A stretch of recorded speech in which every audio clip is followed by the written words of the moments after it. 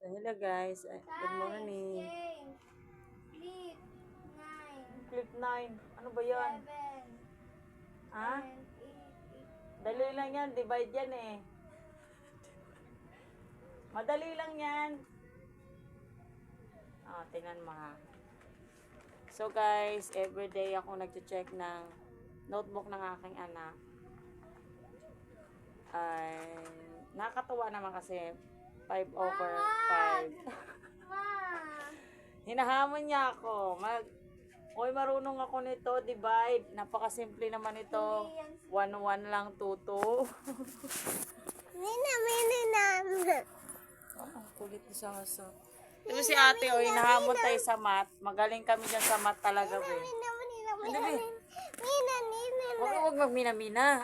Ano yan? Mina-mina, paglagay sa mukha. Alas yan? Be. Patingin ako niyan. Math yan o ano? Yan, di mo na naman ipapakita sa akin yung mga ano mo, mabababa. Ang pinapakita mo yung matataas. Patingin niya ako. Ano yon? 20 over ano? Patingin. Wag anak. Mamaya tayo mag-play, okay? Nagagawa sa atin ng ano niya, assignment. Wag bibi. Dali na. Napaka-demanding eh. Napaka-ano eh.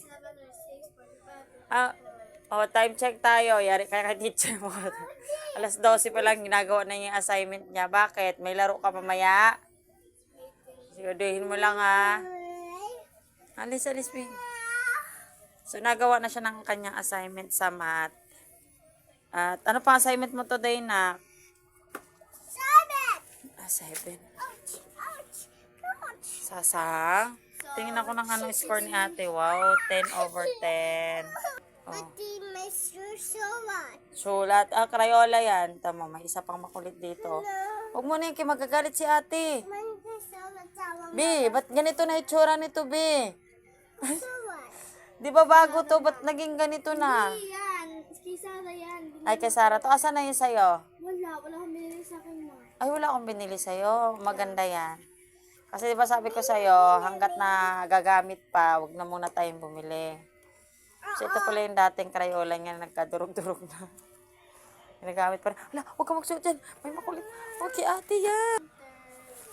Huwag natin kulitin si ate kasi baka iba yung masulat ni ate dyan, masagot. O, dali magsulat ka na dyan. So, ganito kami sa bahay, no. Ilan na naman kami dito. Pero sobrang gulo.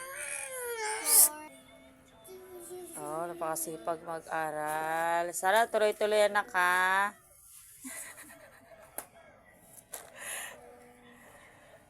Ganyan yung anak ko. Anak kong masipag mag-aral. Sana tuloy-tuloy na yan. Kasi para makatipid. Makatipid. Ayusin mo yung ha. Gusto ko talaga yung ano eh. Oo, magsulat ka. Oo, magsulat nga ikaw.